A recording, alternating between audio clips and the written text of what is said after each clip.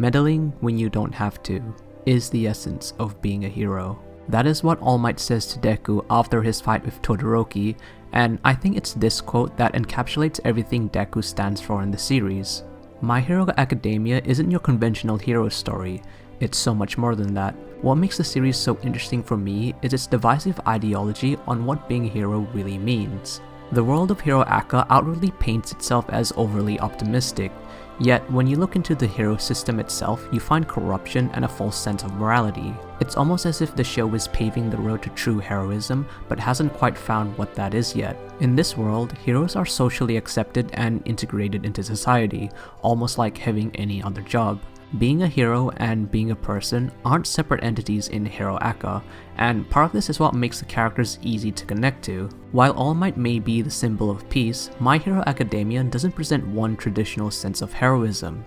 That is to say, heroes don't always need to represent power, responsibility, or even justice. The true ethos of the series comes from each character's personal idea of what it means to be a hero. Some want to be famous, others want to support their families, but I think the heart of being a hero lies best within Deku.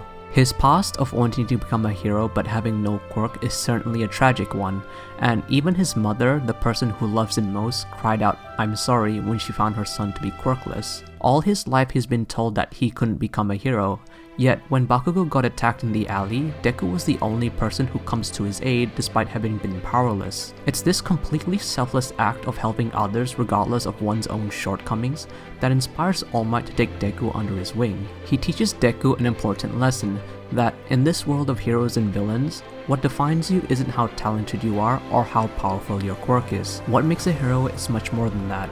It's about hard work, spirit, and the willingness to help others against all odds. Deku is a character that embodies the ideal nature of a hero, and through experience, he proves this time and time again. During the entrance exams in UA Academy, he has the choice of destroying the bots in order to gain points for a chance in passing.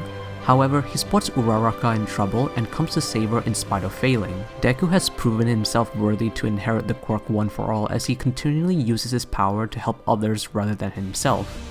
As Season 2 begins, more characters are introduced into the spotlight, and we get a sense of what they strive for. Every character has their own goals, their own dreams, their own ambitions of becoming a hero, and seeing how they clash with one another is what makes My Hero Academia so appealing. And I think the best fight that cemented this was of course Deku vs Todoroki. Endeavor, being the number 2 hero, had manufactured Todoroki's power from an arranged marriage in order to create a hero that could surpass both him and All Might. Despite being labeled as a hero, Endeavor's actions are villainous, even detestable, as he physically abuses Todoroki as a child in order to train him. Todoroki's relationship with his abusive father causes him to reject his fire powers because he feels that if he used them, he'd be playing into Endeavor's hands. He doesn't want to be seen as an extension of his father and so vows to only use his ice powers to become the number 1 hero. However, in doing this, Todoroki is not only rejecting his father, but part of himself, as Deku helps him realize this. From his perspective, Todoroki was justified in withholding his powers as he didn't want to become the monster his father intended. Although Deku essentially helps Todoroki overcome his past by convincing him that he's not limited to the idea his father put before him. Todoroki is his own person. His fire powers are his own, not his father's. There's a great moment in episode 22 that highlights this. Just before the fight, Endeavor confronts Deku and proudly states that it's his son's duty to surpass All Might, and that his fight with Deku will be evidence of this. Deku replies with, "I'm not All Might," which is plainly obvious to both of them. It's only when Deku states, "Todoroki isn't you either," does the exchange take meaning. While Deku didn't win the match, there's something much more important that he accomplished, which was saving Todoroki being shackled by his past. This is in line with everything Deku had stood for.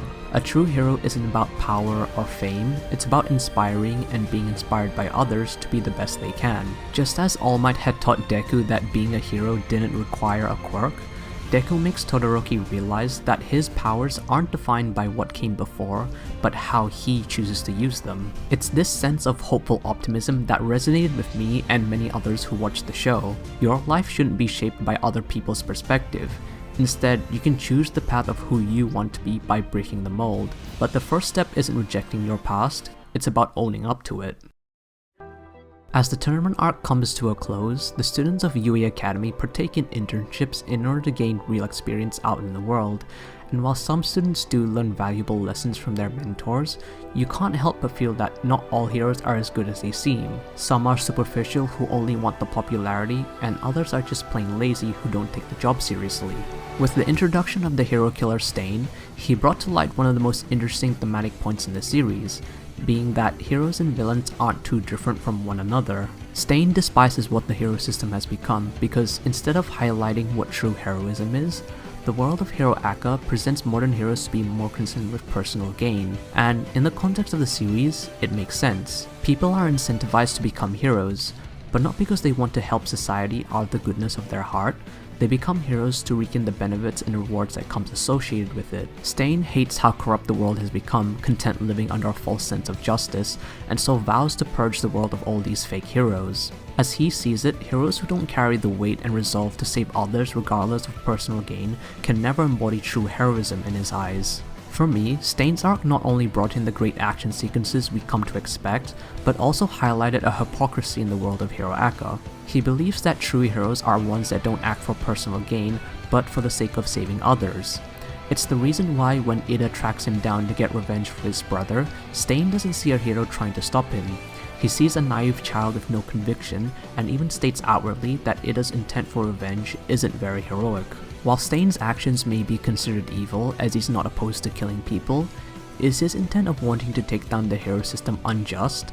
I wouldn't think so. Stain isn't inherently evil like Shigaraki, and while both want to destroy the current hero system, Shigaraki just wants to cause chaos. Stain, on the other hand, wants to reshape society in order to cleanse the world of corruption so that real heroes will rise up.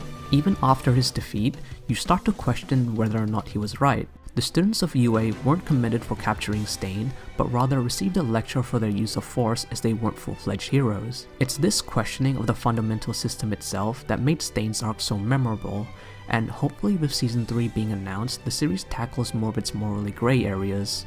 My Hero Academia wasn't a series I expected to enjoy a lot, but from its incredibly hype action comes an inspirational story about heroism that really took me by surprise. The characters are genuinely relatable, it's exciting, and I can't wait for more.